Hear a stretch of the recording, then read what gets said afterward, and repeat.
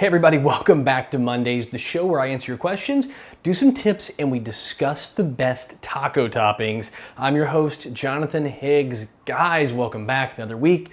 And I may have led you astray last week. I said I was going on vacation. Well, that all changed. It actually changed yesterday, Sunday. Long version short, it's being pushed out a few more weeks, so we are continuing business as usual, but that means I get to push out quite a few extra videos. So if you guys didn't see the one that came out today, I'm gonna lead with it. The new Crytek review video is out. Now this is my overview review, not the full tech review. I end up going like 10 minutes long on this thing because there are so many things about the Crytek AEG. There's just a lot of neat features, a lot of new things, and a lot of stuff I wanted to discuss with you guys, but it's definitely worth the watch if you guys want to see what Crytek's all about. Plus, I'll be having a full tech video following this one, probably in about a week or two. I've been already starting the tests on it, trying to get all the footage pulled together. All right, before we get to the questions, remember, if you want to get your question on the show or have a tech tip you'd like to have answered or a suggestion for a tip, hit it in the comment section here below this video over at airsoftology.com or send me a direct message on YouTube. I'm looking at all those throughout and pulling the best ones for each week. So now it's time for questions. Pearson writes, here's a question. Why do Speedsofters get so much hate? I'm a Speedsofter and I'm just wondering why. You know, I play all kinds of airsoft. I love Speedsoft, I love skirmishes, and I love Milsim. I am totally indiscriminate when it comes to airsoft, but I think Speedsoft, gets a big bullseye put on it because it is very close to paintball. And I think airsoft as a culture and as a hobby and as a sport really wants to differentiate itself from paintball. And I think that's why you see more vocal people bagging on the Speedsoft crowd. I think it's great. In fact, if you guys haven't watched some of the videos that come out of the Philippines of their Speedsoft tournaments, these guys are insane. I mean, off the chain nuts with their guns, the rate of fire. I mean, they're running around like madmen on these courses. So search for like Philippines Airsoft Tournament on YouTube and you'll find a ton of like kill compilation videos that are just nuts.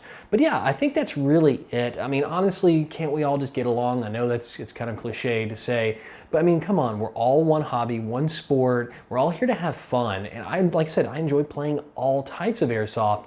I think there's just a few that, you know, kind of want to stir it up just for the sake of stirring it up. They're the same ones that give me trouble down in the comment section, but hey, you know what?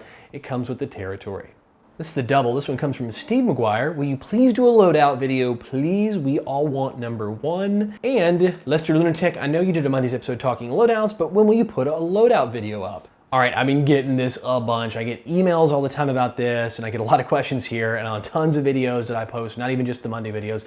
So yeah, I think I'll finally give in. I've been really resistant about doing a loadout video, but I think I'm gonna start with one. I've actually got a full Wolf Gray setup that I've been really wanting to kind of highlight. I'm gonna start with it, and then I'll actually get one going. I've got an event coming up here rather soon, so I'm gonna get a full, my Milsim kit loadout so you guys can get a feel of what that is. But yeah, I guess it's finally time to break down and do one. So stay tuned, I'm probably gonna get it up. I'll start with the urban loadout probably in a couple weeks. I've got a ton more videos to get knocked out. I may put it up that week I'm out on vacation, and then I'll get the other loadout, the full Milsim loadout, when it gets closer to the event. I'm going to Operation Ironclad in late September, so it'll be sometime around that period when I'm getting my gear ready. I'll get something up for you guys. Michael writes, I just need to know, do you think cilantro makes a taco? Yes, and onions and lime. Now, if you're gonna do tacos, you gotta go straight up Mexican street tacos.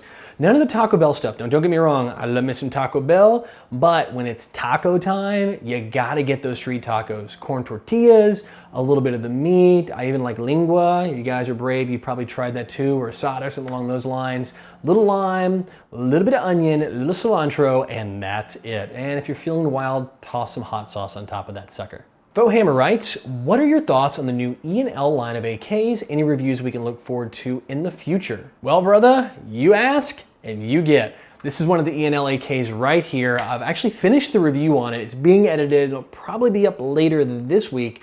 So guys, pay attention. I'll have the link in the comment section once it's up in the description down below. So yeah, pay attention down there when I get it going. But if you guys subscribe to the channel, definitely you're gonna see this one pop up, just like the Crytek one that popped up today.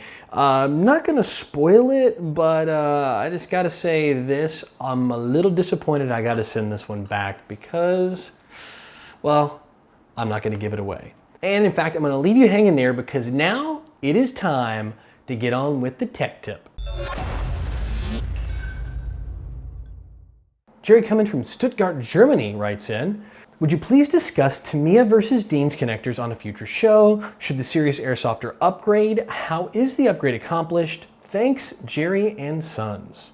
All right, Jerry. Well, actually, all right, Jerry, before we get to the whole question, let me take a step back for those of you who don't know what a Tamiya plug is and what a Dean's connector is and those kind of things. So we're going to start with, actually, we'll just take the ENLA kit we got right here. And on the back here, I popped the cover off already, and you've got this white plug. Now, this is the plug that's on every one of your airsoft guns that you guys get. 99% of the guns out there that are going to come from the factory are going to have this plug. It's white or kind of like translucent, slightly yellowish, kind of opaque colored plastic. But yeah, it is called a Tamiya connector, and it's named after the company that makes them. They work okay, and they're good for like low resistance wiring applications. So when you started the history of this connector, you looked at like the Marui guns, Tokyo Marui, in the beginning of electric airsoft guns that really were a lower FPS, a lower power spring, and had a lot less resistance required to run them. In fact, most every single one ran on an 8.4 battery, and that was it. I mean, running a 9.6 was unheard of. So, unfortunately, that plug has carried on. It's become the airsoft standard for batteries and such, and it's kind of the standard in the RC world too, well, up until at least a few years ago. Now, a Dean's plug is a small little red plug that actually has these little gold blades that come out of it. It's very different in design and style. Now, the difference between the two is resistance, and I'm not going to get into a huge science lesson for you guys, but resistance is basically, think of it like a river. So if you've got this river that's running clean, there's not a boulder, not a rock, nothing in it. It's this fast-moving, swift river with no obstructions. And then now imagine a river that a beaver has built this massive beaver dam in it and has broken off part of the river, and the water's having to go around. On the backside of that area where the water's having to divert, it's slower. And that's what resistance is. It's basically causing a log jam in your electrical system.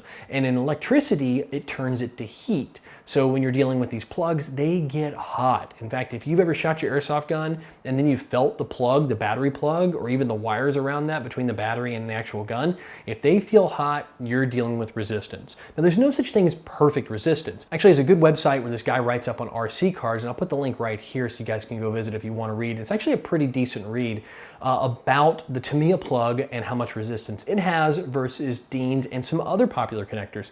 So looking at the chart and his results, that there's a lot of resistance on the Tamiya connector versus the Dean's connector. So it is absolutely worth the swap. I think this, in his rating, it was like 2.6 watts on each wire. So that's what, almost a little over 5 watts total, which is a nightlight bulb. And if you guys ever touch like a nightlight bulb, like he even says in his thing, they get pretty darn hot. So you got to think about how much electricity you are using and losing by having these connectors in place. The Dean's connector, on the other hand, I think it was like 0.19 or 0.1 something watts. Very different, huge number change there, much less resistance. And by doing that, on at least just a Dean's changeover, I can see 1, 2, sometimes even 3 rounds per second difference increase. And then even more if you do some more modifications. But yeah, that shows you what you're getting. Now what that means is your motor can work better, the electrical system in your gun works better, everything just works better, and you're getting that water down that river a lot more efficiently. So yeah, definitely want to do it. Now, as for the tech of doing it, it's pretty darn simple if you're comfortable with soldering. Cut this sucker off. You'll get the other one, you'll get the Dean's connector, you're gonna put it on here. It's labeled on the back, positive and negative, a little plus and a minus are etched in the connector, and you'll solder them on. If you guys aren't familiar with soldering, there's some great videos on YouTube on how to do it. Definitely wanna pick up some flux and get a decent soldering iron. You don't have to spend a lot of money, like 20 bucks will get you that. If you're not comfortable, definitely take this to your local airsoft shop. I guarantee you almost every single airsoft shop can put those on for you. But if you're gonna do it, make sure you get that shrink tubing, the black stuff, that like you actually can see here on this wire right here, that's already on it from the factory. Get some of that. You don't wanna leave any exposed connections. So you need to make sure you insulate your connections. So you'll cut the wire, you'll put the tube on, push it out of the way, solder everything together, slide the tube and hit it with a lighter or heat gun to shrink it back down. But definitely getting off the Tamiya and getting onto a Dean's is a huge bonus. Well guys, that is it for this episode of Mondays, which means it's time for my video recommendation of the week, and that is Tactical Blind Fire from Dynamic Pi Concepts. If you guys aren't subscribed to this channel here, it is freaking awesome. They do kind of poke fun at the real steel training videos, like the Penteo production stuff, like the old Travis Haley and Costa stuff, but these are really great videos.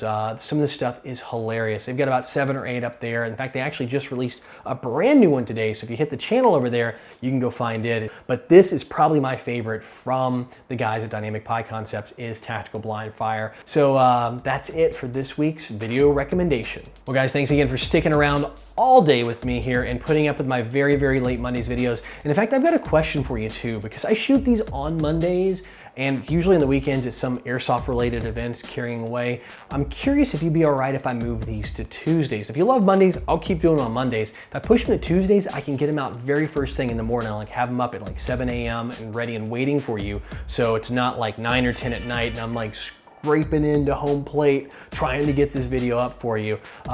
Just give me a little more runway, a little more time to get it done. Let me know below, and if we move it to Tuesdays, obviously we're gonna change the name. So if you guys do think it's good for a Tuesdays change, you're totally fine with that. We'll do Tuesdays, Wednesdays, and probably Fridays. We're gonna stick with that schedule. If we move it, let me know what we should call the show. Obviously Airsoftology Mondays isn't gonna work unless we wanna leave it up there and play a prank on everybody that doesn't understand the channel. Let me know in the comments below what you think a good name would be.